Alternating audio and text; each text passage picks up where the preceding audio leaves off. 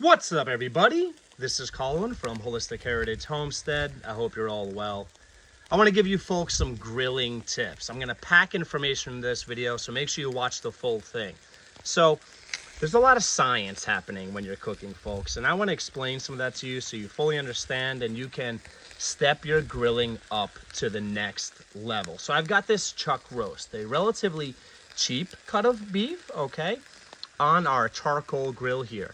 And for those of you who want that coveted sear, that beautiful sear on your beef, it's very important that you give it some time.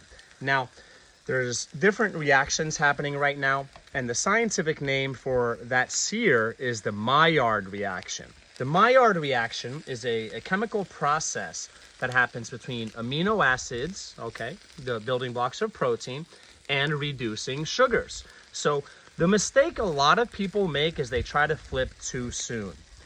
You want your heat to be on from a medium heat to a high heat, that range, okay, depending on what you're cooking. And there's different factors here. On this chuck roast, I only put salt on this. I'm gonna add black pepper, maybe some finishing salt, and maybe some seasonings later, okay? Sometimes it's best to just keep it simple with some salt, okay? So what happens is a lot of people try to flip too soon. A lot of people don't know that your beef will naturally unstick or release once it's cooked enough, once you have that sear, that beautiful sear, okay? And how do you check that? Well, I'm happy you asked. Give it a little nudge. If it's not moving easily, it might not be ready to flip, okay? And this, when I flip this, it's gonna have some color to it. It's not burned, folks. That's the Maillard reaction. That's the beautiful sear that we're looking for. So what I did in this charcoal grill was I put on one half, or approximately one half of the grill, I put the coals. And after I flip this and get a sear on the other side as well, I'm going to move this over here to the side that has very few coals. Now that is going to create like a baking environment for this chuck roast. And then I'm gonna kind of cook it on low and slow. It shouldn't take too long. The larger piece of meat, obviously the longer it's going to take to cook. I don't want too much of the flames, okay? And that's gonna happen as that fat renders and softens, it's gonna burn. I don't want too much of that, but I'm not concerned about a little bit. Flame kissed, you'll call it, right? So as this sears up, okay, I'm just keeping an eye on it. I could put the lid on it to control the amount of flames. Let's give this a little quick.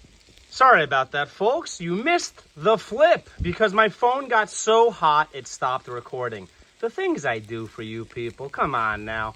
All right, so I flipped it over. It's got a beautiful sear, okay? I'm gonna sear up the other side and then I'm gonna move it over here to the area that has very little coals. It's that simple, folks. The Maillard reaction, okay, is a reaction that takes place between amino acids, the building blocks of proteins, and reducing sugars. And let it go, it will naturally unstick. And this is true if you're cooking in a stainless steel pan, you're cooking with gas, whatever it is. The principles are universal. And this is how you folks can take your grilling up to the next level. If you got something out of this video, if you learned something, if I just helped you out, hey, buy me a coffee. I'll leave the buy me a coffee link in the description.